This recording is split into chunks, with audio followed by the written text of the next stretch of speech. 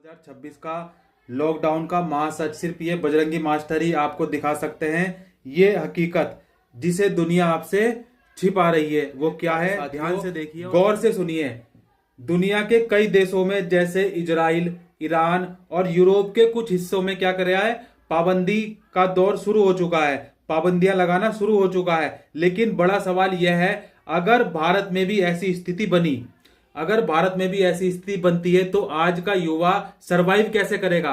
आज का युद्ध जो रील्स और शॉर्ट्स की दुनिया में खोया हुआ है, क्या वो इस असली संकट को झेल पाएगा जब इंटरनेट बंद होगा, जब बाहर निकलने पर पाबंदी होगी और रोजगार के लाले पड़ जाएंगे?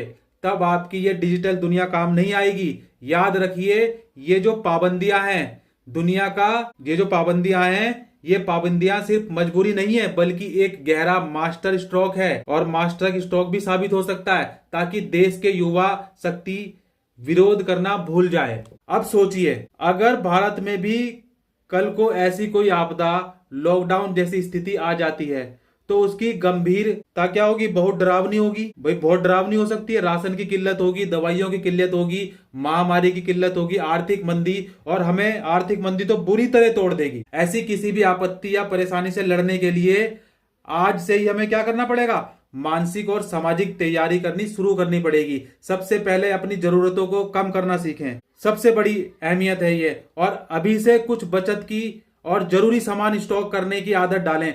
ये इसका आदत स्टॉक करने का मतलब ये नहीं कि अनसंट बिल्कुल भर के लिया है सारा कुछ, नहीं। जो जरूरतमंद हैं उनको क्या करना है, आपने सेव करना है, स्टॉक करना है। और उसके साथ साथ अभाव में जीने की आदत डालनी है। क्या डालनी है? अभाव में जीने की आदत डालनी है कि हमें कम संसाधनों में कैसे जीवित रहना है, कम संसाधनों में कैसे जीवन यापन करना है, धनोपार्जन। डिजिटल स्किल ही नहीं, देखो हम लोग आजकल डिजिटल होते जा रहे हैं, तो डिजिटल स्किल ही नहीं बल्कि हाथ के हुनर भी सीखें जो बिजली या इंटरनेट के ना होने पर भी काम आ सकें। सोचो, अगर आज बिजली और इंटरनेट काट दी जाए तो क्या आपके पास ऐसे हाथों के हुनर हैं जिससे आप अपना धनोपार्जन चला सके, जीवित रह सकें, जद्दोजहद कर सकें? नहीं है।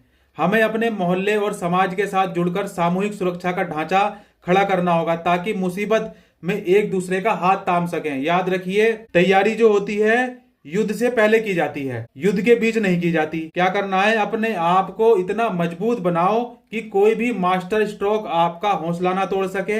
जागते रहो, सीखते रहो और तैयार रहो, क्योंकि यथा दृष्टि तथा सृष्टि। जो सच है वो छिपा रहे हैं, वही हमें ढूंढना है। जो सच है वही हमें आने वाला। देखो संकट क्या हो सकता है, अगर भारत में लॉकडाउन होता है तो कैसा लॉकडाउन होगा वो? क्या वो लॉकडाउन जैसे कोरोना काल में हुआ था ऐसा ही लॉकडाउन होगा? नहीं, बिल्कुल नहीं।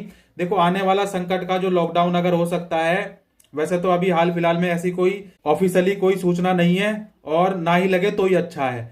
देखो कैसे लॉकडाउन हो सकता है, एनर्जी लॉकडाउन हो सकता है, कुछ पाबंदियां लगाई जा सकती हैं।